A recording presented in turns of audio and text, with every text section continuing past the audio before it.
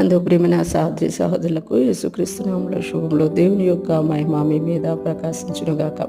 ఈరోజు దేవుడు మనకిచ్చిన మాట 44వ కీర్తన 5వ వచనం. నీ వలన మా విరోధులను అణిచివేయుదుము, నీ నామం వలననే మా మీదకి లేచువారిని మేము త్రొక్కివేయుదుము.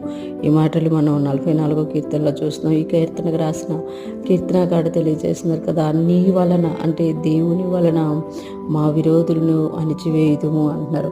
అంటే చాలాసార్లు మన మీదకి లేచిన శత్రువులను బట్టి, మన మీదకి లేచిన విరోధులను బట్టి కుంగిపోతూ ఉంటాం అన్నమాట.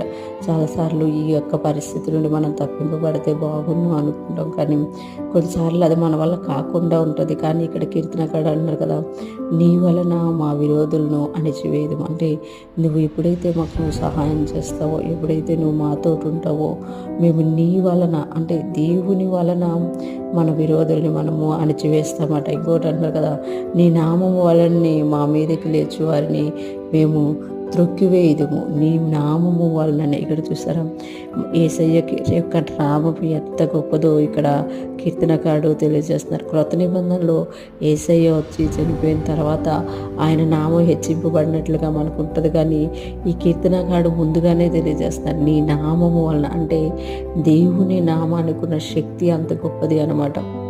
ఎప్పుడైతే మనము యేసయ్య నామాన్ని మనము ఉచ్చరిస్తామో, దాని వలన మా మీదకి లేచి వారిని మేము త్రొక్కివేయదుము అంటున్నారంటే, మన మీదకి ఎవరు లేచినా వారిని మనం ఏం చేస్తాము అని అంటే త్రొక్కివేస్తాము అనమాట.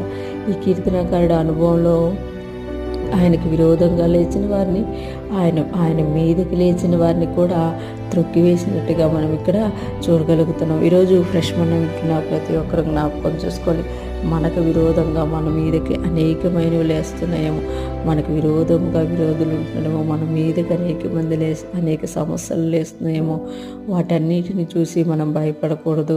ఈరోజు దేవుడు తెలియజేస్తున్నట్టుగా ఈ కీర్తనకారుడు యొక్క అనుభవాన్ని బట్టి మనము కూడా మనకు విరోధముగా ఉన్న ప్రతి ఒక్కరి మీద కూడా నీ వలననే అంటే దేవుని వలననే మన విరోధులు మనం జయించగలము అని మనం నమ్మినప్పుడు ఆయన వలననే మనం ముందుకు వెళ్ళగలుగుతూ ఉంటాం.